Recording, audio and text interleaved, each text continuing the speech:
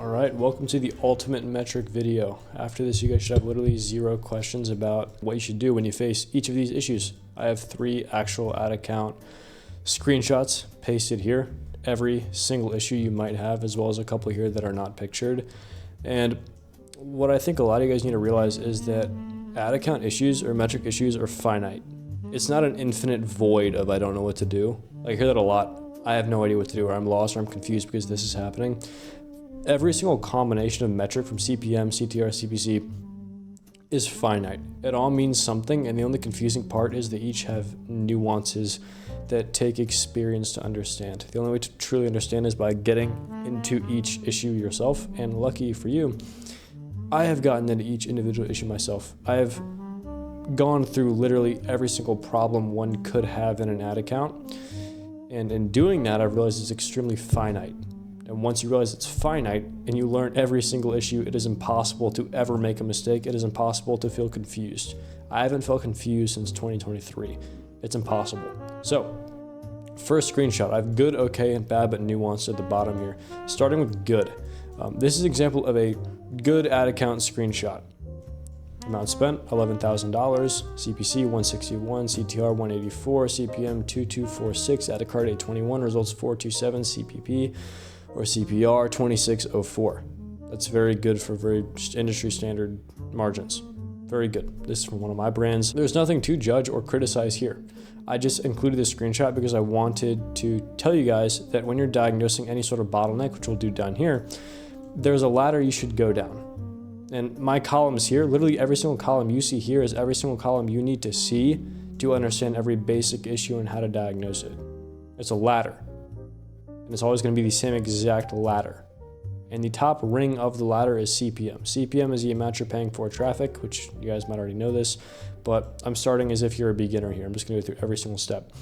CPM is the amount you're paying for traffic. It's extremely important. With a high CPM, none of these are possible. You can't have a lot spent because you want to have a good CPC because you want to have a good CTR. Well, you might have a good CTR, but it's not good relative to your CPM. And I'll explain more on that in a second. Like a 184 CTR is not bad at all for a $20 CPM, but the higher the CPM rises, the higher the CTR will be, but the less it matters. And that's just basic math, if you just do the math around it. $20 CPM, starting top ring of the ladder, CPM, $20 for this niche is great. $20 for any niche is great. A great way, a trick question you could ask anybody that does ecom to understand if they actually know what they're talking about or not is just ask them this with no further context. Just ask, what is a good CPM? Ask them that, and their answer to that will determine if they actually know what they're talking about or not. If they say one singular number, like a good CPM is $30, they'd be wrong. You know they have no idea what they're talking about. CPM is exclusive to your niche. Very basic, safe niches like pets, babies, technology is actually the lowest CPM niche, fun fact. Fashion have these same CPM ranges. A good CPM range, floor, $15. I'm speaking in US market, by the way. $15 all the way up to $50, $60, $70 is considered healthy. $70 is like top end for a brand new ad account. You haven't spent any money yet. Completely healthy. But when you start getting into supplements or niches that require risk, as you have to understand, like Meta's not going to push an ad that is coming from a brand new ad account for a consumable, something that people eat, especially if your ads are very risky. Your CPM is going to be higher. The average CPM for a brand new supplement brand is going to be anywhere from $50 to $150. My first supplement brand, June of last year, I scaled on $120 CPM. But in the pet niche, that would be unbelievable. That would be terrible. So it depends on niche. So ask your favorite person to listen to what a good CPM is. And if they say it depends on the niche, they're exactly correct. So for this particular niche, as you guys know, I'm in the pet niche. This is fantastic. Floor CPM. It outbids every single one of these, and it also outspends by quite a bit, as you can see. But starting top ring of the ladder, CPM, we understand in this niche, this is in range, perfectly healthy. Let's move on to the next metric. Your cost per click / CTR. CTR, super hot take, by the way. CTR is a vanity metric, just a complete vanity metric. It is math between your CPM and your cost per click. The higher CPM, the more valuable each click is going to be, therefore the higher CTR. Therefore, if you have a $300 CPM and 8% CTR, it's just not impressive. Whereas if I had an 8% CTR on this ad, I'd have a unicorn ad. I'd have a crazy creative. But because my CPM is so low and I'm getting such a large influx of traffic, in a 184 CTR is impressive. Not impressive, but it'll do. It'll end up in a CPP like this. So that's important to understand. But next metric is not CTR, because that's vanity. If you have a $300 CPM and you look at your CTR and you go, well, my creative is fine because it has a 4% CTR, you'd be wrong. The CPM is so high, that's why it has a 4% CTR. So next metric is CPC. CPC is also not relative to niche, but rather what stage of the funnel the creative is in. Top of funnel creatives naturally have a lower CPC. They attract colder audiences, lower intent clicks, but more clicks, right?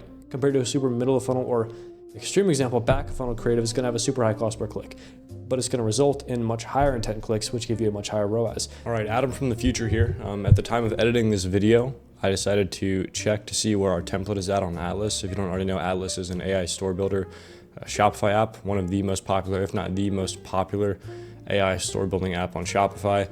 And we are the number one, still almost a month later, the number one most used expert template on the app, which is awesome. If you guys haven't already used my theme on Atlas, click one of the first links in the description to go use it. We are currently leading. I know there's only 3 competitors right now, not even competitors, but just other templates. It's awesome that we're leading. If you don't know what the template looks like, it looks like this. It's, in my opinion, the best looking one. Atlas reached out to me and said, hey, what do your stores look like? What do your landing pages look like? And I gave them some ideas, and this is what they came up with. It is incredible. Once you click the theme, you just click confirm selection, and it's going to take the product that you've selected, and it's going to build the store for you automatically. They just released a new feature where it builds personas for you, as you can see, so your copywriting is better. Because one of the biggest issues with AI store builders is the fact that the copy sucks. Like, it's not good. They took the time and effort to actually apply some copywriting laws to their AI copy on your store, which you might want to go in and still change a bit, change what you don't like, but you can edit this however you want. Edit product pages and persona. You can regenerate the persona, save configuration, I'll save this one, build the store pages, and it's going to build me a product page on the Griffin theme with that persona. They also updated the design interface, so you no longer really need to use the Shopify editor. I still really love it, but this is kind of just the Shopify editor, just simpler. So this is what it looks like when it's generated. You just have to fill in the media. This is what my theme looks like if you were to just import any basic product to it. And yeah, looks really good. Fantastic theme for testing. So if you haven't used a Griffin theme yet, click one of the first links in the description. These in particular are middle funnel creatives. I can't show you guys the actual creatives for obvious reasons, but just know all these are extremely middle of funnel. They're meant to convert. They are meant to get the people who have already seen top of funnel content. So all things considered, for this portion of the funnel, this cost per click is pretty impressive. For this niche, I consider anywhere from $1 to 2.5 cost per click is good. I land at 1.6. Hey, not bad. The landing page does the absolute rest. For the most part, I will get to an issue later that you guys may have faced yourself where all this checks out, but it's not converting. That's an entirely different issue. That's one of the nuances. There's a nuance for each. That's one of the nuances for this. Luckily, I was not facing that here. Great, successful. This did very well. Now the rest. Why am I only talking about this ad set? Why am I not talking about all the rest? And you guys might be saying, well, it's because this one spent $11,000 and this one is not spent. The second spender was $440. But a lot of you guys, the ratio from your top spender and your other spenders are a lot lower than 11,000 to like 400. It's more so like your top spender has spent 300 and the other ones are spending anywhere from $30 to $60 each. And you might ask yourself, well, of course, Adam's not going to judge his 11,000 compared to these other ones, but should I still judge my 400 compared to my other $30 to $60 ones? And the answer is not all the time.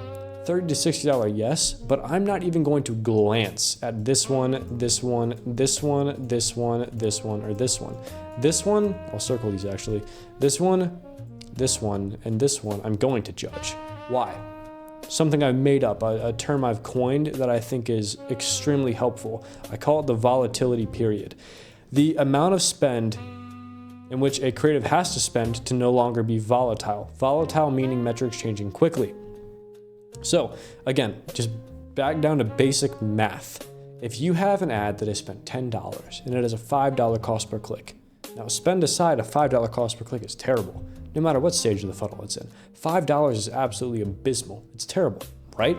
So that ad should be turned off, right? No. It has spent $10. It has gotten 2 clicks, resulting in a $5 cost per click. If you were to get one more click, it'd be down to $3.30. Your cost per click is almost cut in half based off of one click. It's volatile. It can change quickly. The cost per click being at $5 and $10 spent is a lot different than a $5 cost per click at $150 spent, whereas it takes multiple clicks, 20, 30, 40 clicks to even get that remotely close to half. So any creative that has spent less than, this is the number I've given, it's just my opinion, less than $30 is in a stage where it's too volatile to be judged. So everything that I've underlined here is in a stage where I don't care about it. Doesn't matter. It could get a lot worse or it could get a lot better very, very quickly. I don't care. I can't judge it. I can't come to any conclusion from it. Even the ones that have conversions. This one spent $37, resulted in 3 conversions at a $12 cost per purchase, blowing my top one out of the water. But do I care? Not at all. I don't really care. This is not spent enough to exit the volatility stage for the conversion metric. All right, I feel like I should clarify what I just said. So I totally should have said this in the video, but each metric has its own volatility spend amount. So CPM and cost per click I've found are pretty set in stone after about $30 spent, assuming it's just a normal ad. Conversion metrics like purchases, that's really the only conversion metric, is different. They're very different. The conversion metric, so purchases, is the most volatile metric that Meta has to offer. There is not one other metric that can be cut in half at $100 spent as quickly as purchases. If you have a $100 cost per purchase, and that seems terrible, right? Wait a second, because if you get one more measly little purchase, it gets cut in half at $100 spent. All of a sudden you have a $50 cost per purchase. God forbid you get one more. All of a sudden it's a $30, $35 cost per purchase. So when I say my number for waiting to judge a creative is $30, that's as far as soft metrics go. But the conversion metric, purchases, it has a much higher threshold. And that threshold for me is typically 1.5 to 2x my break-even CPA. If it's a higher break-even CPA, I'll do 1.5x. If it's a bit lower, my margins are slimmer, I'll do 2x. So I feel like I should clarify that because some people might get confused. So your cost per purchase is the most volatile metric, good and bad. I'm giving you guys a bad example. This is a good example. $12 at $37 spent, great, right? So far, yeah, but this has only spent $37. I need to see if this will hold up over 100, 200, 300, 400, a grand, 11 grand. I don't know. It spent $37. No clue. The stupidest thing I could do is make iterations of this, of giving this more budget. That is the stupidest thing I could do. Stupidest. I know it can hold up at 37. There's a big difference between holding up at 37 and 3,000. Also considering the fact that the CTR and CPC on this are terrible. It's exited the volatility stage for CPC and CTR, and it has failed miserably. Now, given ROAS trumps every single other metric on this board here, every single other one, so the fact that this cost purchase is 12 means a lot more than these two, but still, this is, I'm making no decisions on this whatsoever. It has not exited the volatility stage for conversions at all. If you guys had asked what's the volatility stage for conversions, I would say 1.5 to 2x or break-even CPA. That's the answer, whatever that may be. Everybody's margins are different. But for soft metrics, it's pretty much the same for everybody.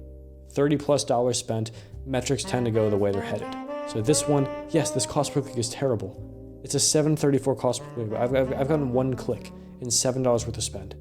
Terrible, right? Well, if I were to get one more as I'm talking right now, all of a sudden it'd be $3.50. Still bad, but bearable.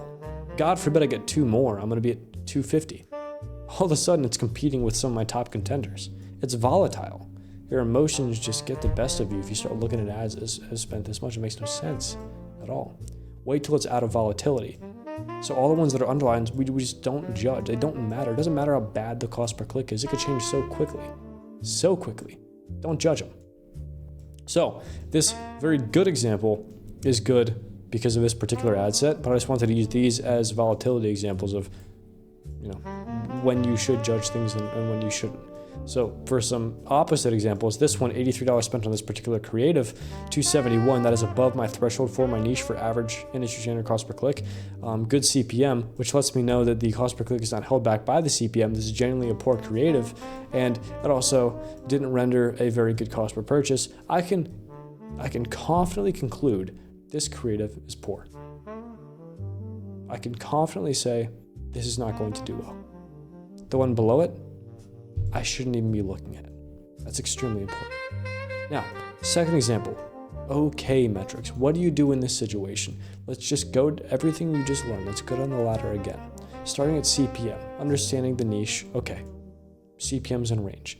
Let's go to the cost per click. Cost per click is in range, but high. Okay, let's go to the amount spent. Okay, that's quite a bit spent, right? We should be owed conversions here. All right, let's go to the buying intent. All right, you know what? Not bad. Not a profitable cost per purchase for most people, but nonetheless, it's converting. What do we do in this situation? Do we make changes to make it more compliant to get the CPM down?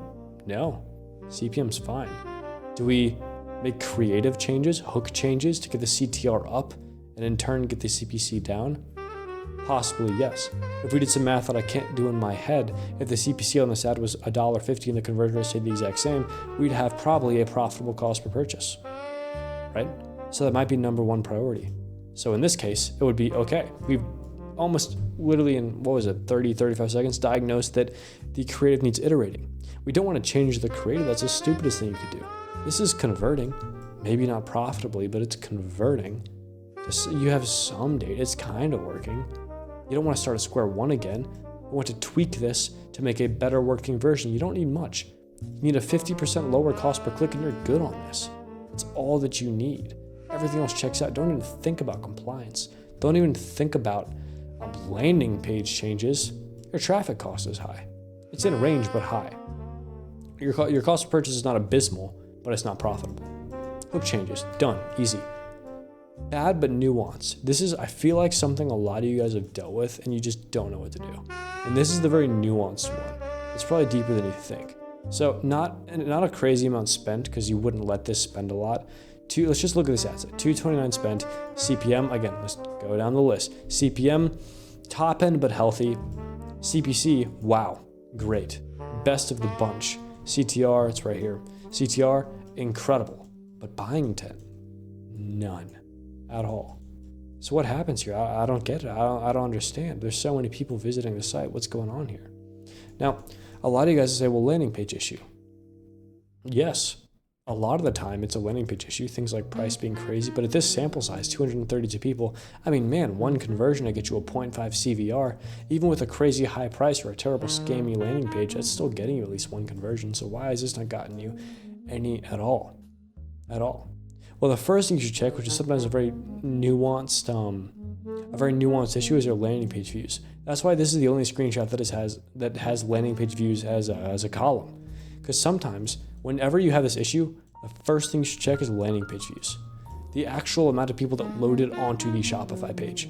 And if it is like 50% or 30% of your actual clicks, you either have a site speed problem or another nuance, a platform problem. Check your platform breakdown and ensure audience network is not spending. If audience network is getting you a ton of cheap clicks, it's just straight junk traffic. So before you go make landing page issues or landing page fixes, check that nuance. Check landing page views. If the ratio is low, check audience network breakdown. Make sure it's not spending on audience network. If it is, you're cooked. Like, that's the reason this ratio is off. And you don't even gotta worry about landing page. Landing page is not your issue. The issue is nobody's making to the site. This is feeding into audience network, which is getting you shitty traffic, like straight bot traffic. So check that out. But as you can see, and this, I checked it out. Landing page view ratio to link clicks is fine. It's like, I don't know the math. It's like probably 90%, 85%. It's fine. That's normal. It's okay to have a little bit of a drop off here. I checked my platform breakdown, which is not listed here, but it was fine. Facebook and Instagram majority. So what's going on? Well, it's always best to assume Meta is giving you real people. I'm getting 99 cents per click, 232 clicks, 206 LPVs. Why is it not converting at all? That is where you can nuance it more to a landing page issue. My price is too high. In this in particular, I was selling a higher ticket product. So maybe that's why. Maybe I have to fix my offer. That's the biggest thing. And this might be one you guys probably already know, but I'm just saying sometimes it's not what you think. Sometimes you have to check the LPV metric and then check the platform breakdown. And then if it's majority audience network, you know why. You're over here changing your offer when most people aren't even making it to your product page. And I guarantee if you don't by default auto select audience network off every single time, it's probably happening to you. You're over here changing your price and the price is not even the issue. But in this particular higher ticket product, this was like an early test. There was no buying intent. And I can only conclude it was because of the price, because of the nature of the product. Because also, I'll leak the fact that these were native image ads, completely native, something else to think of. What if it isn't the price? What if it's not the landing page? What if it's fine? What if it's the intent behind the click? You're very bold to assume that every single one of these people that clicked are willing to purchase, willing to give you their credit card information. What if your ad was too vague and they have no interest in purchasing? They just wanted to understand more about it. What if there was an information gap? What if the price was fine? There's just an information gap. That's a big thing a lot of people forget about. They think, oh, my offer needs to change. Look at your creative. What information are people getting from it? Are they getting enough to want to swipe their credit card? I can tell you straight up that the ad that got this spend was probably too vague to get warm customers. That was the issue here. Too vague and the price was high. That's it. It's diagnosed. It's done.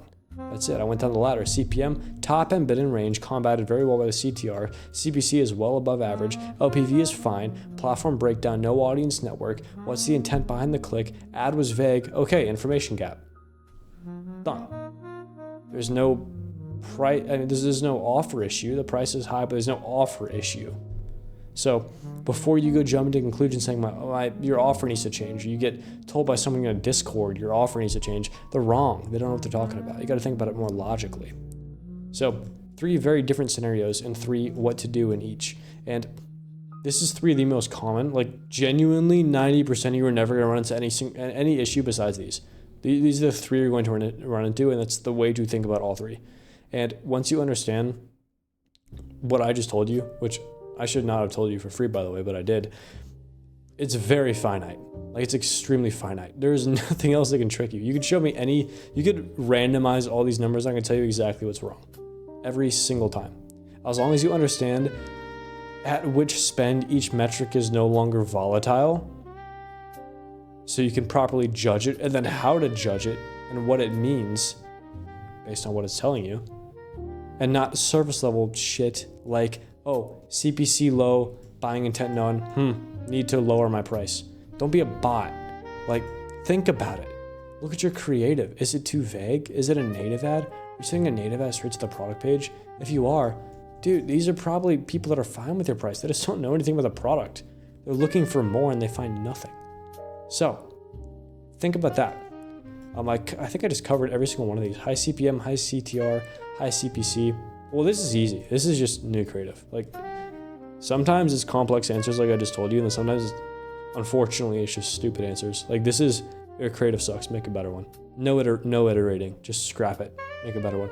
High CPM, high CTR, low CPC, you see that here. I forgot to add no buying intent, but if high CPM, high CTR, low CPC, no buying intent, like this one, I just broke down how to fix that. Low CPM, high CTR, low CPC, that one. If it all checks out and it's all good and the intent is there and it's the middle of funnel creative, it's going to work. It's going to convert unless your checkout is literally broken. Very finite. Great, works. High CPC, low CTR, low CPM. That one also pretty, you could kind of grab one here. So low CPM, we could take like, I want to pick one that's exited volatility stage. So like this one, for example, low CPM, but again, just such a good opportunity for this creative to get low cost per click, high CTR, but it just didn't. This is like the CPC of a creative with a high CTR on a $90 CPM. Yet it was given a $24 CPM and it still did not convert. It still did not do well. Like, it didn't have a terrible cost per purchase, but it's just not going to hold up. Like, it cannot hold up at a 287 CPC. Better hook. That's it. Boring answer again. Better hook. Make it a little bit better. Don't scrap it. Iterate on it. Just make it. It's clearly working. but just make it a little bit better. Understand the floor metrics of your campaign or of your product in general. Like, I understand the floor here is about $1.60. I know I can get creatives down to $1.60. I know I can. I did it right here. So why can't I do it with this one? Oh man, this one's about the performance of the top one with double the CPC. Imagine if I got this one down to the top metric and the conversion rate stayed the exact same. I mean, this would rip. This would take over the spend. That's number one priority for this one in particular. That's what to do. Let this one spend. Let it keep making me money. Iterate on this one. New ad set. Done. So these are like 4. Like, there's more nuanced ones I'm not going to get into in this, but these are 4 of the, like, 99% of the time you're just going to run into these. And that is what to do for each one. You cannot mess it up. It's extremely finite. And yeah, that's literally all that you need to know. See you guys.